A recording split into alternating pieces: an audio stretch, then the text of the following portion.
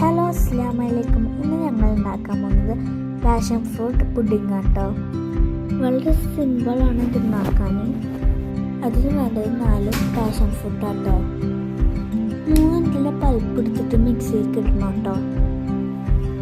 എന്നിട്ട് അതിലേക്ക് 1/4 cup milk made add ചെയ്യുക, 1/2 കപ്പ് ഫ്രഷ് ക്രീം, എന്നിട്ട് നന്നായിട്ട് അടിച്ചെടുക്കണം കേട്ടോ.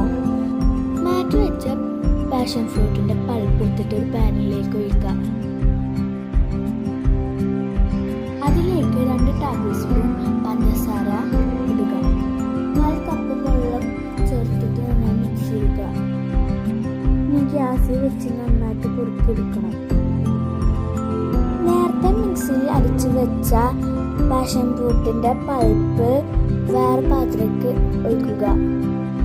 നമ്മൾ കുറുക്കിയെടുത്തുള്ള പാഷൻ ഫ്രൂട്ടിൻ്റെ പൾപ്പ് അതിലേക്ക് ഒഴിച്ചു കൊടുക്കുക. 2 മണിക്കൂർ ഫ്രിഡ്ജിൽ വെച്ച് കഴിഞ്ഞ് നമുക്ക്